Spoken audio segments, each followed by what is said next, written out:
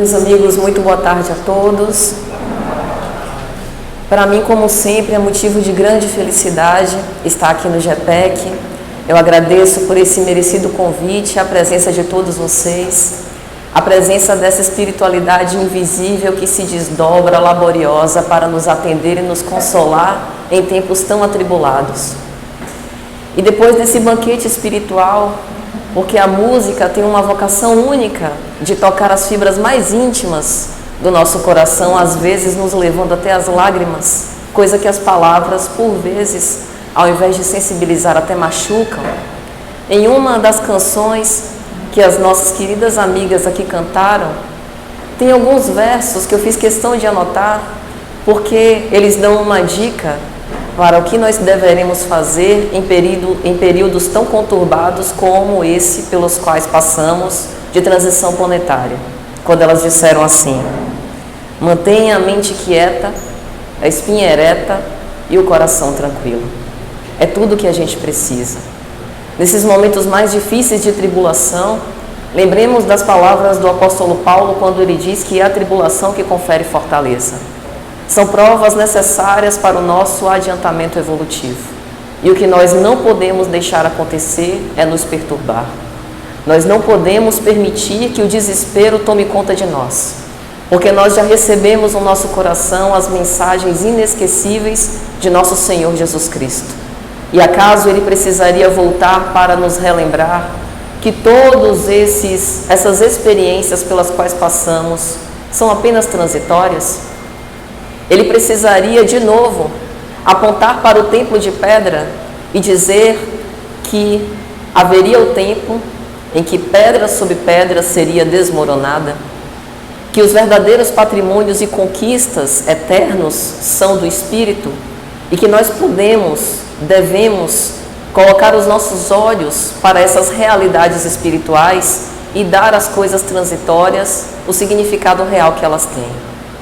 Passar por essas situações exige muito de nós, porque manter a serenidade e a paz, quando nós ainda trazemos as nossas imperfeições no nosso mundo íntimo, requer esforço, requer trabalho e requer boa vontade.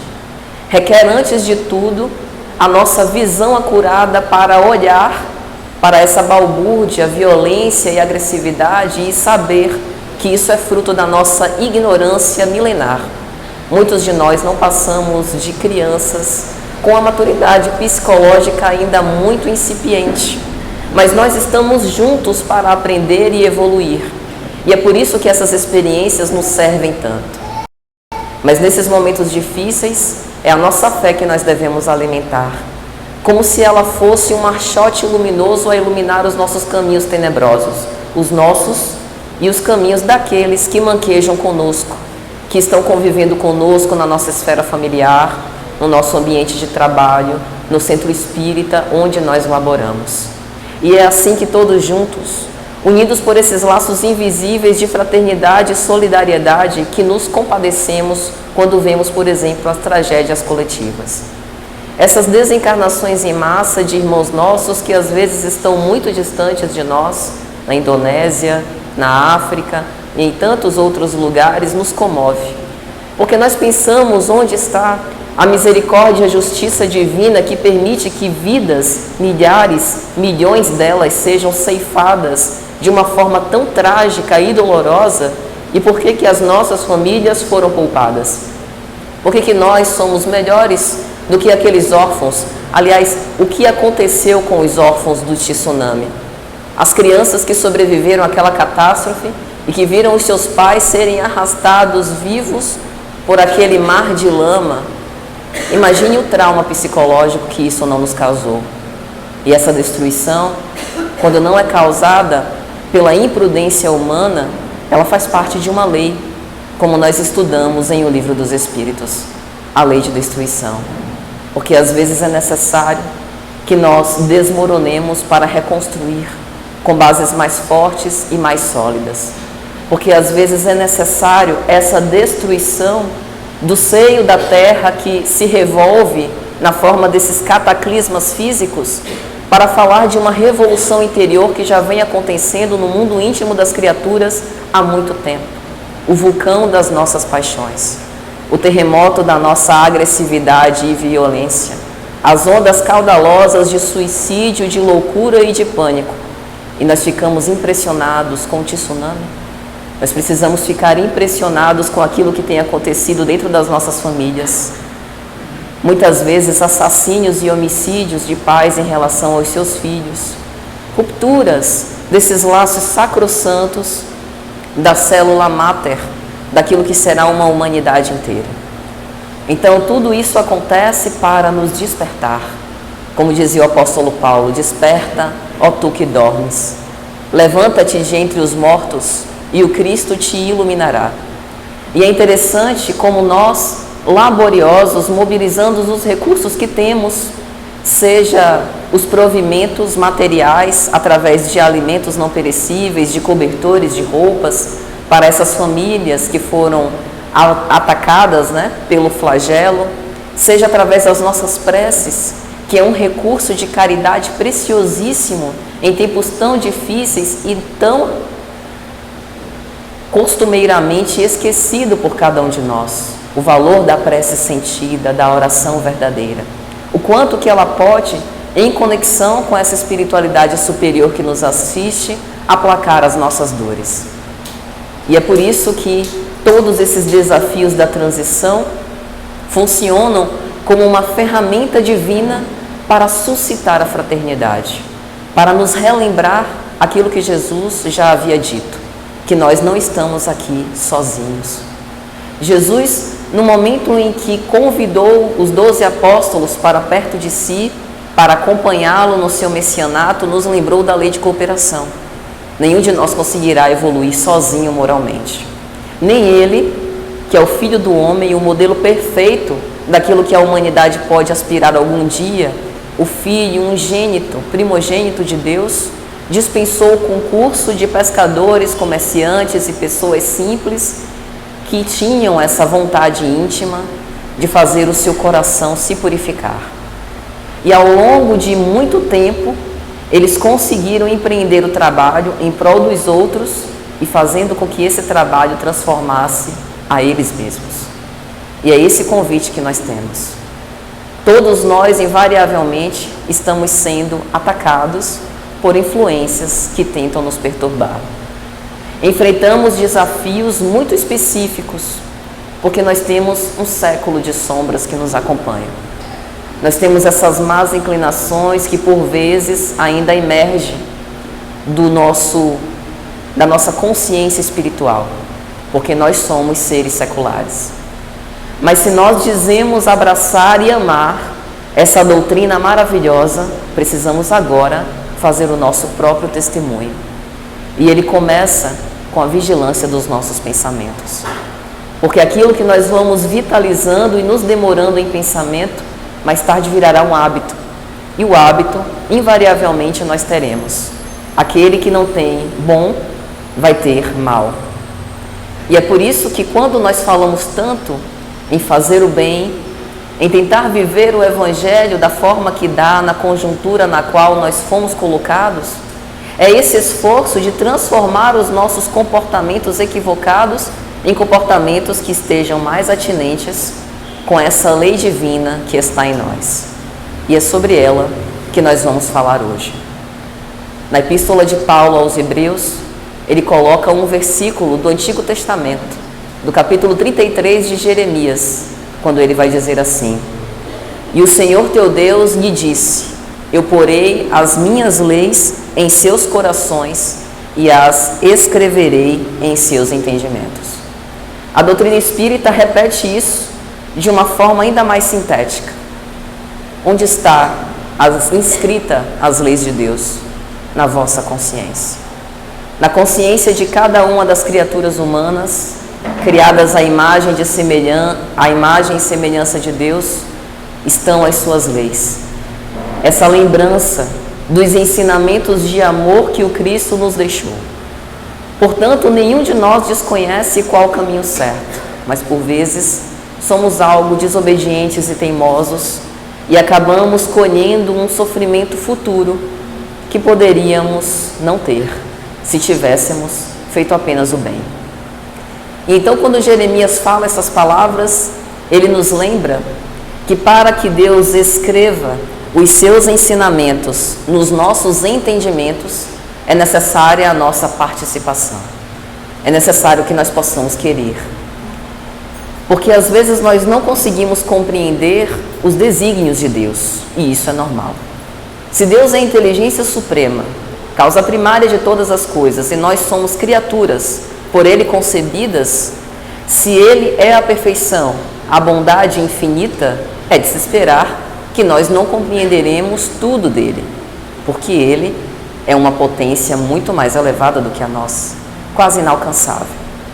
E é por isso que quando nós não pudermos ainda compreender os desígnios do Pai, é necessário ter a humildade e o reconhecimento da nossa situação. Ao invés de blasfemar contra Deus e perguntar por que eu e por que aquilo está acontecendo comigo, compreender e entender que se Deus é esse Pai que me ama e que me criou para a perfeição, tudo que Ele faz invariavelmente me leva para esse fim de excelência e de perfeição que Ele aguarda que eu alcance. E quando nós vemos esse tumulto gerado pela transição planetária, às vezes nós nos questionamos onde está Deus. Quando, por exemplo, nós temos o caso de crianças que perecem assim que nascem e temos idosos completando o seu centenário. Quando nós vemos no Antigo Testamento o profeta Daniel, que é jogado numa cova com leões famintos e sobrevive ao ataque ileso, e os cristãos primitivos lançados no circo máximo eram devorados pelas feras esfaimadas. Nós nos questionamos onde está essa justiça divina quando nós vemos Jesus recusar Joana de Cusa a largar a sua própria família, dizendo que ela tem que viver o evangelho dentro de casa, com seu marido intransigente. E quando ele pede que o mancebo, que se acerca dele, dizendo que queria segui-lo, mas antes queria enterrar o seu pai, ele chama o mancebo naquele momento, fazendo com que ele tome uma decisão: vem e segue-me agora. Onde está a justiça e a equanimidade nesses desígnios de Deus em situações tão distintas? É que cada um de nós tem um passado. E nós aprendemos pela doutrina espírita que cada um de nós tem um aprendizado individual, não obstante essas cenas pelas quais nós passamos. O que quero dizer é que nós estamos aqui todos juntos reencarnados num planeta de provas e expiações, mas os nossos desafios são muito particulares, porque os nossos espinhos na carne são particulares e intransferíveis. Cada um de nós nos equivocamos em cenas e desafios específicos. E agora nós temos a oportunidade de revisitar esse nosso passado e reagir de uma forma diferente, renovando as nossas atitudes e os nossos hábitos, crescendo para Deus. E é por isso que Allan Kardec escreve na Revista Espírita de 1869, na versão de outubro, uma mensagem belíssima de Clélie du Plantier, quando ela diz o seguinte sobre expiações coletivas: há as faltas do indivíduo, há as faltas da família e há também as faltas da nação. Cada uma, com seu caráter, é expiada de acordo com a mesma lei divina. E nós, internados nesse caldo de cultura, temos então a oportunidade de reaver esses débitos que contraímos para conosco mesmos, envolvendo o ambiente familiar, onde agora nós somos convidados a rever e a superar os nossos conflitos, e também para aqueles que pecamos dentro de uma coletividade. E aí, quando a gente vê as expiações coletivas, a gente entende um pouco de uma justificativa bastante plausível para que isso possa acontecer. Então, passa a não ser mais uma mera injustiça, mas uma lei de causa e efeito maior, soberanamente justa, com o objetivo de, pela misericórdia, nos dar a chance de reaver as nossas faltas. E assim a gente entende por que às vezes a gente nasce numa família e que falta profunda afinidade entre os nossos. Por que nós ainda conservamos certas animosidades, dissensões e brigas por questiúnculas E por que a gente não vive em paz? Porque muitas vezes aquele é um instrumento dado pela divindade para que nós possamos amainar o ódio aplacado por séculos. Daquele que de outra forma eu não conseguiria nem encarar, hoje, por exemplo, nasce como meu filho ao qual sou constrangida a amar. E ao dar esse desvelado amor, às vezes eu sou paga pela ingratidão, pelo esquecimento que fere, que magoa fundo nas nossas mais caras esperanças. Mas mediante isso, nós que somos cristãos espíritas, como nós reagiremos? Com insubordinação e violência? Fazendo o que a sociedade nos convida a fazer?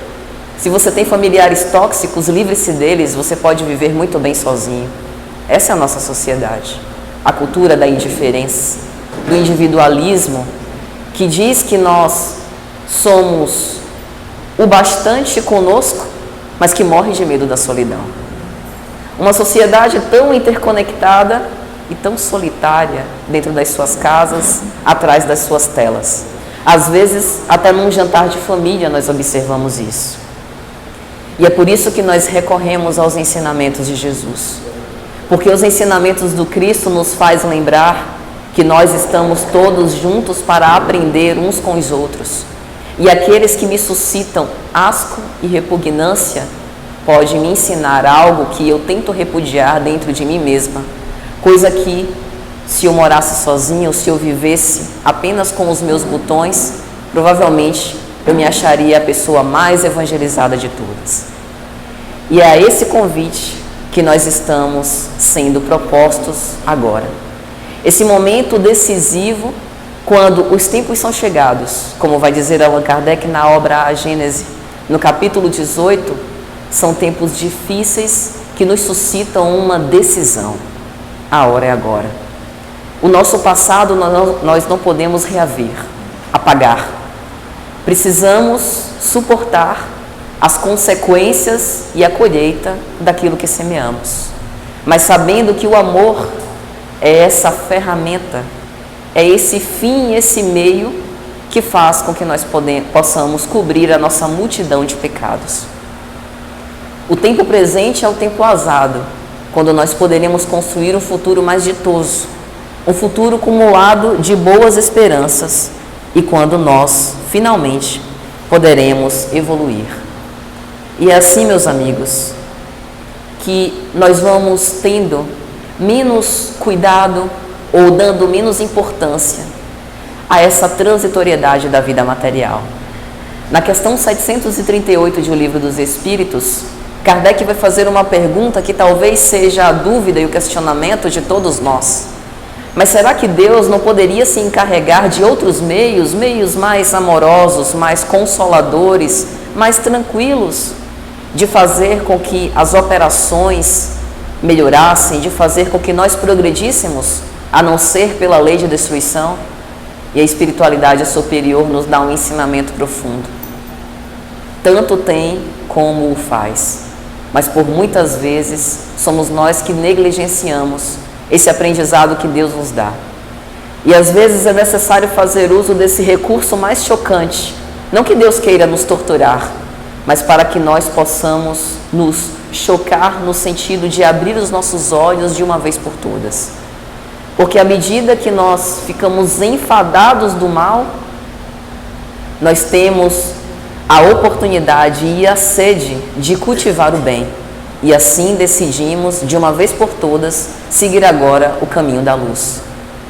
Quando Allan Kardec vai colocar no capítulo 3, há muitas moradas na casa de meu pai, ele coloca um item chamado Instruções dos Espíritos, e lá os bons espíritos nos dizem: é porque no mundo em que viveis, que ainda não é um mundo feliz, necessitais de contrastes para perceber o bem, a treva para que possas perceber a luz, o dia para que possas perceber a noite. Mas nos mundos felizes, esses contrastes não são mais necessários.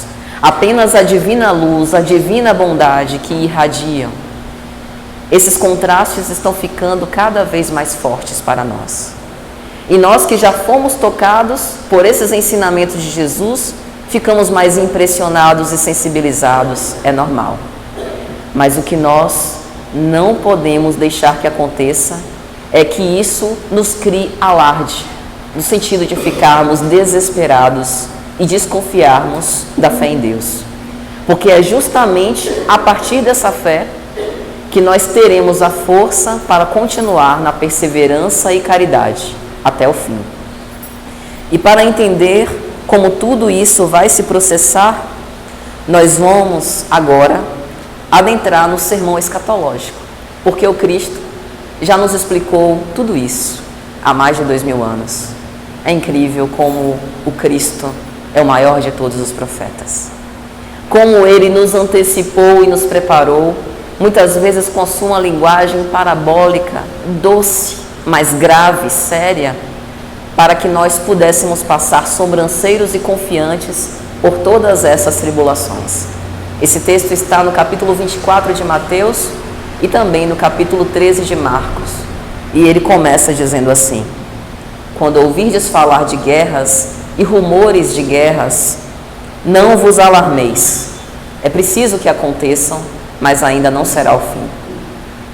E às vezes quando a gente ouve essas palavras, como assim? Ainda vai piorar? Ainda não será o fim? Isso não significa nenhuma tortura por parte da divindade, mas significa que o mal precisará chegar ao excesso para que nós tenhamos essa sede ansiosa pela justiça divina e pelo bem. Nós assistiremos a esse espetáculo tão encharcado de agressividade e violência que cada um de nós começará a testemunhar e sermos a prova viva do Evangelho que abracemos. E até que não reste mais um espírito sequer sobre a face da terra que se compraza com o mal, essas coisas vão acontecer. Mas à medida que nós formos empreendendo esse nosso esforço para fazer todo o bem que nós pudermos, no limite das nossas capacidades, nós estaremos mais ambientados com um planeta de regeneração do que do de provas e expiações. É interessante esse processo, porque à medida que nós mesmos nos depuramos das nossas próprias mazelas e imperfeições, nós fazemos e auxiliamos o nosso planeta a também progredir materialmente. A nossa influência benéfica e positiva acaba servindo como um espelho para aqueles que ainda se demoram na maldade. Porque perante um orgulhoso, ele não resiste à mais profunda humildade. Ainda que tergiverse e finja que aquilo não o atingiu, aquilo o toca de alguma maneira. O perverso não resiste por muito tempo à bondade, porque o amor faz parte da nossa essência divina, está no nosso interior, nós fomos forjados pelo amor, e aquilo há ressonância no nosso mundo íntimo. Até Saulo de Tarso, rememorando aqui a obra Paulo e Estevão pelo Espírito Emmanuel, quando vai à casa do caminho para perseguir os cristãos e assiste emocionado, vai dizer Emmanuel, a pregação de Estevão, embora não tenha admitido, sentiu a ressonância daquela preleção no fundo do seu coração. E assim irá acontecer com todos nós, ainda aqueles que sejamos mais resistentes e que nos demoremos na desobediência, isso vai nos alcançar, porque a lei de progresso é inexorável. Ninguém pode deter a marcha do progresso, vai registrar Allan Kardec em O Livro dos Espíritos. Mas por isso, nós precisaremos recobrar a nossa fé e nos alimentar com essa esperança para que passemos sobranceiros e confiantes por todas essas tribulações. E aí o Cristo continua: haverá terremotos em todos os lugares. Acredito particularmente que ele não falava especificamente de um cataclisma físico, mas nós não temos observado terremotos em todos os lugares? Desmoronando o seio das famílias, os terremotos através dos suicídios declarados e reiterados, da depressão, que é o maior mal da nossa sociedade. Tudo isso mexe com a estrutura interna de cada um de nós e abala o seio da sociedade onde nós estamos. E ele continua dizendo: e haverá fome, e isso é o princípio das dores.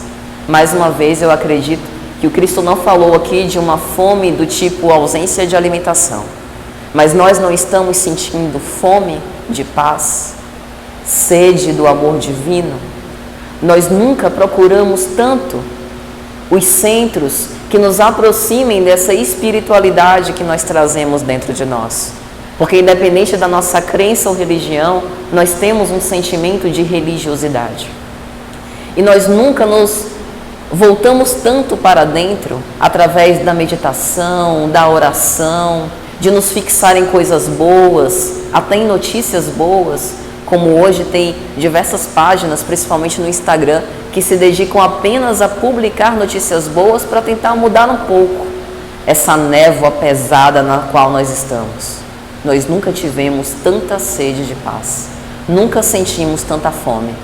Veja que o próprio Cristo antecipou aquilo que viria, mas nos disse que isso seria apenas o princípio.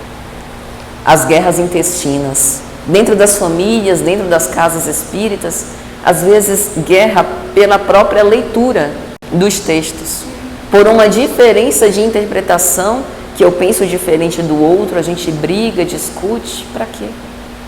Nos lembremos que o Cristo Consolador, como está em o Evangelho segundo o Espiritismo, disse: amai-vos e instruí-vos, mas o amar vem primeiro. Isso significa que se a pretexto da instrução a gente está brigando, é melhor deixar a instrução para outro momento e amar primeiro. Compreender, tolerar, ter a temperança, a paciência, colocar-se no lugar do outro. Veja que essas expiações, no momento em que a gente sente compaixão e dó pela situação que com que o outro foi recebido, violenta, de miséria, a gente se compadece, porque se coloca no lugar do outro. Porque pensa, e se fosse comigo? E se fosse com a minha família? Que recurso eu gostaria que chegasse até mim? O que eu gostaria que as pessoas fizessem para comigo? A nossa sociedade, ela prega exatamente o contrário. É a cultura da falta de compaixão e da indiferença. Porque o outro é o meu competidor, o outro é o meu adversário. E se eu for muito boazinha, ele vai passar na minha frente e vai chegar lá primeiro. Mas com os ensinamentos de Jesus, nós sabemos que cada um de nós tem o seu pódio específico. Todos temos o direito ao primeiro lugar. A grande questão é que nós, a maioria de nós, ainda não estamos merecendo suficientemente estar no primeiro lugar. Mas é essa caminhada que irá nos preparar. Então, se nós não somos competidores, porque quando oramos o Pai Nosso, dizemos Pai Nosso, um Pai que é de todos nós, o que estabelece a fraternidade universal, por que nós ainda colocamos muros uns contra os outros e tratamos uns aos outros como se fôssemos inimigos ou adversários? Em verdade, não somos. Nós estamos aqui para colaborar. E a cooperação é uma das primícias do amor. Sem cooperação não há amor. Com o desejo de poder, como dizia Carl Gustav Jung, é a contramão do próprio amor. E se nós podemos viver de uma forma amorosa, solícita, ajudando o outro naquilo que eu puder, e neste movimento já recolho os louros dessa própria ação, porque me sinto bem em ver a felicidade do outro, se sentir bem pela oportunidade de servir, por que nós vamos nos negar a esse mistério tão divino? Veja que essa transição nos convida a pensar em tudo isso. Mas para isso é necessário que a gente tenha em mente a bússola. Porque se nós formos viver de acordo com as premissas e as regras da sociedade que aí está, estaremos muito mal. A sociedade tão insensata nem tem regras fixas. Mudam as regras conforme a sua própria conveniência, para que possam obter as melhores vantagens para si mesmos. Nós que temos essa bússola que jamais quebra, que é um guia inconfundível, o nosso modelo e guia, nosso Senhor Jesus Cristo. Principalmente nesses tempos tensos, precisamos recorrer, portanto, às suas mensagens e nos lembrar das lutas pelo Evangelho. Quando nós lemos as obras sobre o cristianismo primitivo, em especial Atos dos Apóstolos, estão ali descritas todas as dificuldades que os apóstolos tiveram para viver esses ensinamentos. Hoje, nós não somos mais apedrejados ou acusados de blasfemos e caluniadores e levados ao sinédrio, mas nós recebemos as pedradas morais. Às vezes, depois de um dia de trabalho, são tantas tensões, às vezes desnecessárias, que a gente chega em casa como se o nosso corpo estivesse sido açoitado. Tudo isso nos convida para a nossa resistência. São as provas para nos manter firmes. E o que a gente não pode fazer é desistir. Porque essas provas são preparativos para desafios ainda maiores. Nós ainda não temos condição de um testemunho como o de Estevão, que foi apedrejado até a morte, ou do próprio Cristo na cruz. Mas chegaremos lá, se tivermos tido resistência suficiente para essas pequenas provas a que nós somos expostos agora. E o Cristo nesse sermão vai dizer mais uma vez: sereis odiados por todos por causa do meu nome. Aquele, porém, que perseverar até o fim, este será salvo. A esperança para não desanimar. Do bonito diálogo de Saulo de Tarso com Abigail, também na obra Paulo e Estevão, tem um momento que eu acho bastante interessante do diálogo ama, trabalha, espera, perdoa, que ele pergunta: o que eu posso fazer para não desanimar? Eu li aquela questão e pensei, é isso. Estou precisando dessa resposta. E a resposta dela é de uma sabedoria. Espera. Mas o esperar não é um esperar apático, em que nós vamos ficar nas nossas casas, deitados na cama, cobertos, esperando que o mundo se exploda. É um esperar que passa a ser um trabalho obstinado e pacífico.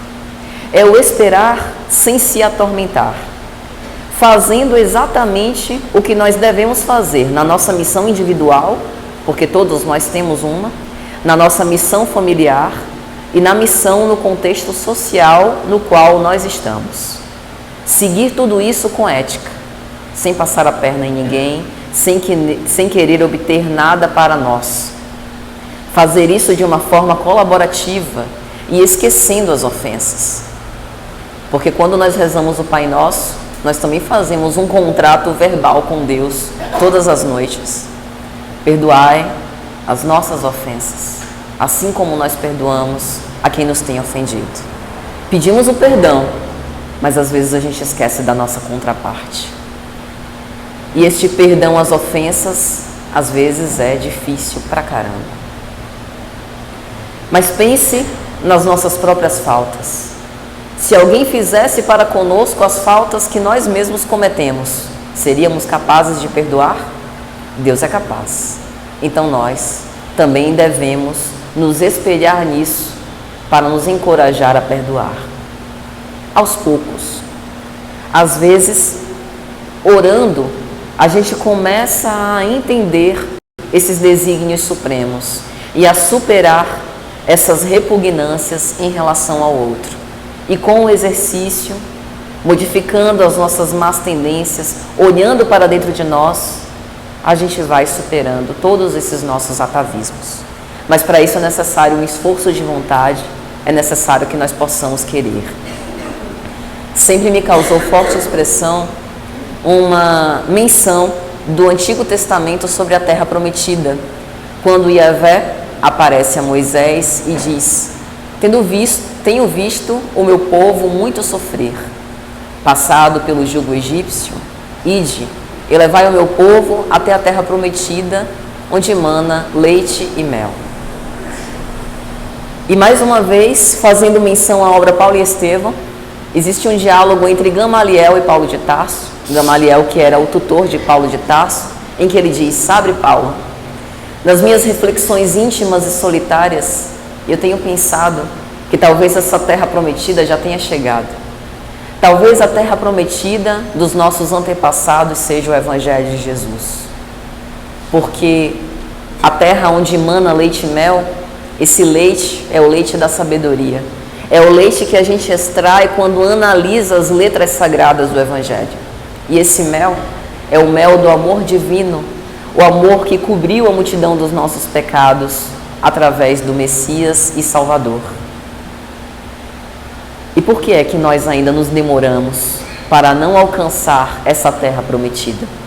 Cada um de nós pode construir essa terra prometida no interior dos próprios corações, se nós pudermos nos dedicar a viver esse Evangelho na medida das nossas capacidades. E este momento pelo qual a gente passa é o momento ideal para isso. Nós não deveremos esperar condições melhores. As condições que temos já são as necessárias para que a gente possa trabalhar pelo nosso próprio aperfeiçoamento. Nós não estamos aqui ao acaso, estamos com essa oportunidade, que é uma oportunidade que nem sempre merecemos, mas que Deus, por misericórdia, nos deu para que pudéssemos reaver os nossos caminhos equivocados de outrora. Que possamos nos abraçar a essa chance divina e perseverar, portanto, até o fim.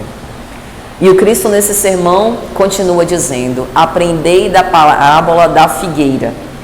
Existe uma diferença entre a parábola da figueira seca e a parábola da figueira. Essa parábola da figueira ele apresenta nessa mensagem mesmo, quando ele diz: quando o seu ramo se torna tenro e as suas folhas começam a sair, sabeis que o verão está próximo.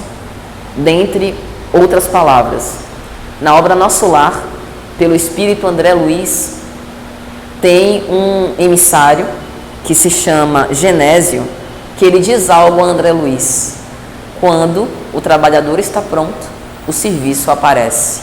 Essa frase é bastante conhecida em nosso meio espírita. É uma releitura da parábola da figueira. Quando nós percebemos que a figueira já está despontando com as suas folhas verdes, sabemos que está na iminência de dar frutos. Assim também acontece conosco. Se nós já somos capazes de nos sensibilizar com essa mensagem do Evangelho de Jesus, significa que o nosso coração já não é mais como aquele solo que era cheio de pedregulhos, como na parábola do semeador. Lembra? Que o semeador sai a semear, parte das sementes cai à beira do caminho, outros no meio dos espinheiros, outros nos pedregulhos, e parte das sementes cai em terra boa e rende 30, 60 e até 100 por um. Somos nós esses solos. Se os nossos solos já conseguem fazer com que essas sementes de vida e esperança, que é o Evangelho, rendam frutos, ainda que não sejam frutos tão saborosos como o do Messias, mas sejam umas frutinhas apetecíveis, significa que nós já estamos no caminho que nos levará a conquistas ainda melhores. Se nós conseguimos compreender e sentir vibrar as fibras íntimas do nosso coração, nos emocionar com esses exemplos do Cristo, significa que não somos mais os insensíveis algozes de outrora, estamos no nosso caminho reparador. Por isso, nós precisamos arregaçar as mangas e trabalhar, porque é chegada a hora. É chegada a hora, os tempos são chegados. Tudo isso é o que significa essa parábola da figueira.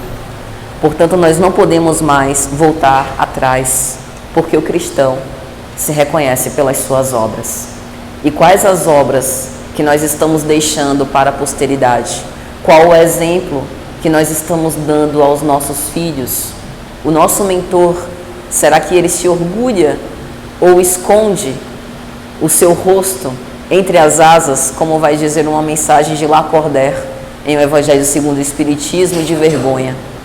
Tem uma mensagem, salvo engano, que fala sobre a humildade, que ele vai dizer: ó filha, tu que blasfemas contra Deus e que acha que mereceria condições melhores, age no bem e bendize a pobreza onde estás, para que o seu anjo não esconda o seu rosto entre as suas asas.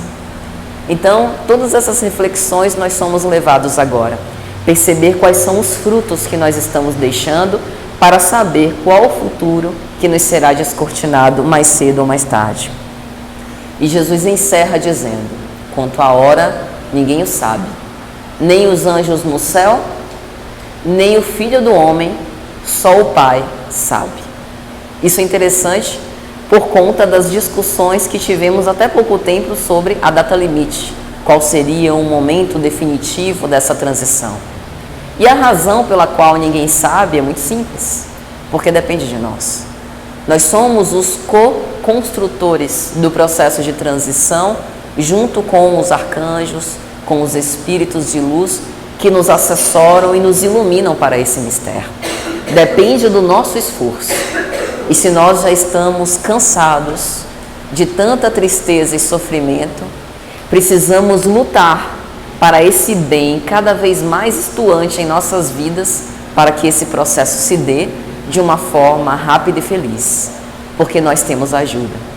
Na obra Transição Planetária, pelo Espírito Manuel Filomeno de Miranda, ele dá a notícia que, sob a bênção de Jesus e do poverelo de Assis, São Francisco de Assis, espíritos vindos de outras esferas, que não precisariam mais reencarnar em nosso orbe, têm vindo, animando os corpos das novas crianças que têm nascido conosco, para nos estimular nesse processo regenerador.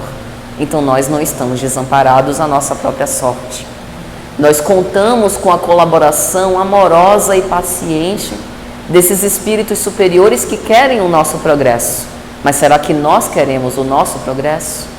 Porque se queremos, precisamos nos afeiçoar e agarrar essa oportunidade, que para muitos de nós pode ser a última. Não sabemos na próxima reencarnação onde viremos, se teremos a oportunidade de voltar a este planeta. Por isso, todo o esforço nosso deve ser para reaver as nossas atitudes e nos comportar como autênticos cristãos e filhos de Deus. E não esquecer nunca da lição da vigilância. Precisamos vigiar nossos pensamentos e ações para que nesse momento em que somos tão influenciáveis, porque como espíritos, ainda que não tenhamos uma faculdade mediúnica ostensiva, nós somos antenas psíquicas radiantes. Significa que o tempo todo nós estamos captando ideias uns dos outros. E Emmanuel vai dizer na obra Pensamento e Vida que nós vibramos junto com aqueles que vibram na mesma classe de pensamentos. De uma forma mais simples, se eu oro, eu me junto com todos os espíritos que também oram e que também elevam seus pensamentos a Deus naquele momento. Se eu planejo um crime, algo análogo acontece. E se no nosso planeta, que ainda é de provas e expiações, onde o mal predomina, como vai explicar Kardec no Evangelho segundo o Espiritismo, nós podemos imaginar, em termos percentuais, quanto de mentes se fixam no bem e quanto de mentes se fixam no mal. É por isso que, nesse período, nós temos que ter tanto cuidado com a nossa vigilância dos nossos pensamentos. Escorregar, ser claudicantes, vacilar é esperado, porque estamos imperfeitos. Mas o mais importante é o esforço que nós temos em, como dizia o apóstolo Paulo, levantar as nossas mãos cansadas e joelhos desconjuntados, perdoar a nós mesmos e nos comprometer a não repetir velhos equívocos. Isso é fácil e está nas nossas mãos. E aí, meus amigos, já caminhando para o final, eu quero me lembrar de, como Emmanuel diz, 3 imperativos que o Cristo nos deixou e que pode nos auxiliar muito nesse período de transição planetária. Está lá em Lucas, capítulo 11, versículo 9. E eu vos digo, pedi e obtereis, buscai e achareis, batei e abre-se-vos-á. E aí Emmanuel vai tentar explicar essa passagem. Ele vai dizer, pedir, muitas vezes nós pedimos, às vezes os pedidos são caprichos pueris. São aqueles pedidos apaixonados de desejos que a gente gostaria muito de realizar. Deus nem sempre vai atendê-los conforme nós pedimos, mas Ele vai atender conforme nós precisamos. Só que o pedir tem uma amplitude ainda maior. Muitas vezes nós imploramos pela nossa reencarnação. Pedimos uma oportunidade libertadora para mais uma vez no corpo físico termos a chance de reaver o nosso pretérito de trevas. Estamos aqui na carne. E agora? e agora vem o buscar. E aí ele vai dizer, buscar a ação digna e santificadora. Imersos num planeta onde há tantas distrações, tantos convites à agressividade, à violência, a bater boca, ao sensualismo exacerbado, será que nós não estamos nos desvirtuando daquilo que será melhor para o nosso progresso espiritual e estamos nos divertindo demais? Veja que não é uma condenação ao divertimento, a fruir desses prazeres de uma forma equilibrada e harmoniosa, mas é uma advertência para nós não perdermos precioso tempo da nossa evolução perdidos sem seguir esse norte, sem buscar aquilo que realmente vai nos fazer brilhar perante os olhos de Deus. Pedi, buscai, e agora batei. Aí ele vai dizer, precisamos bater a porta da edificação. Bater implica numa ação própria, num esforço pessoal. Eu preciso me levantar, reunir as minhas forças e, com base na minha vontade, bater. É necessário trabalhar para o nosso próprio aperfeiçoamento. Nós não podemos esperar que as dádivas caiam do céu nas nossas cabeças. Elas já caem. Só que precisamos aproveitar essas dádivas e recolhê-las para o nosso próprio aperfeiçoamento. E para isso, o trabalho, ele é impostergável e intransferível. Lembremos que Herodes era rei, mas Jesus era um carpinteiro. E talvez isso tenha uma alta significância para nós. O maior de todos veio com o mais simples, como um trabalhador que faz o seu trabalho, o seu esforço para burilar pedaços de madeira em grandes obras. Talvez ele queira nos dar um recado. Dizer que o burilamento dos nossos espíritos também precise do nosso esforço, desse cinzel da nossa boa vontade, para que possamos construir boas obras. E para finalizar, meus amigos, eu gostaria que todos nós, envolvidos nesse clima de amor e de paz, pudéssemos nos lembrar de um salmo. Eu gosto muito dos salmos, eu acredito que eles nos ajudam a refletir sobre a grandiosidade de Deus, nos causa esperança, e eles são muito bonitos. E em especial para hoje, eu trouxe aqui o Salmo 23, porque é um salmo que fala sobre confiança irrestrita em Deus e sobre esperança. O Senhor é o meu pastor e nada me faltará. Deitar-me faz em verdes pastos, guia-me mansamente a águas tranquilas, refrigera minha alma, guia-me pelas veredas da justiça, por amor ao seu nome. Ainda que eu andasse pelo vale da sombra da morte, não temeria mal algum, porque tu estás comigo. A tua vara e o teu cajado me consolam. Preparas uma mesa perante mim na presença dos meus inimigos. Unges a minha cabeça com óleo, o meu cálice transborda. Certamente que a bondade e a misericórdia me seguirão todos os dias da minha vida e habitarei na casa do Senhor por longos dias. Que Jesus encha os nossos corações de alegria e de esperança, para que nós possamos passar com coragem nesses dias tão tumultuosos. Que sejamos luzes, porque uma luz, mesmo que seja a chama de um palito de fósforo, pode iluminar metros de trevas. Muita paz a todos.